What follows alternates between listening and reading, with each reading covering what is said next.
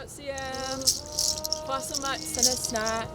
SK'aliCh'elh-tenaut Sahanep e Kusamat Sunny e Elling Karen e Virgil Sanasostila Sally e Herman Sanasostila Suitin ohiluk quinus asla atiakaias Nuchchisin Maqualia quinus enatachel Nistlik quinus qual aquaquinal squal Out sen kachit sa uklamichasin E utatusin quinus quinaus Haishka.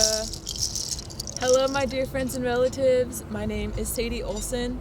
Troy Olsen and Shirley Williams are my parents. Haishka, thank you.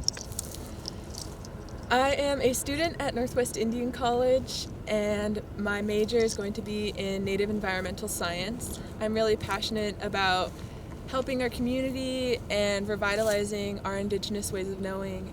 We want to ensure that we are as respectful of our friends and relatives of the deep when we can. Part of the reason why the salmon are so important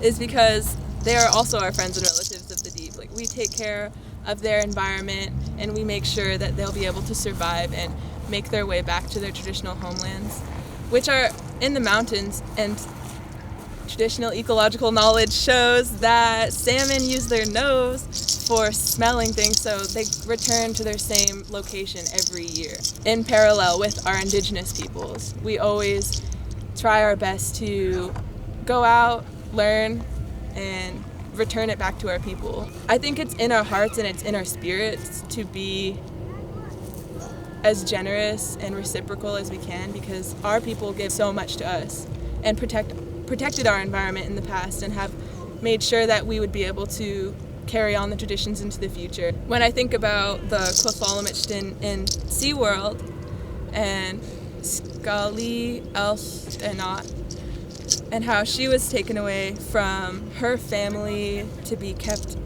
in these tiny quarters from the time that she was 4 years old.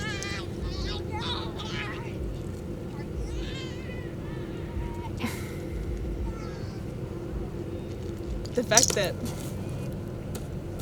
as an indigenous person, my spirit is connected to these orcas, and sadly, I think about how they were taken away and put in captivity into really small places, and then I think about how she was 4 years old and she was taken away from her grandmother, and how her grandmother would feel and how her mother would feel after, birthing this beautiful calf and being separated from it.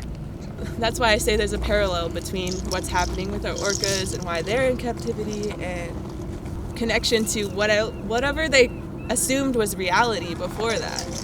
They need to get out. They need safety and security and love, just like our people, because those are our friends and relatives of the deep. And somewhere they're down there, I'm sure, caring for us. We're blessed to have elders who wanted us to know that it's important to know who we are and where we come from.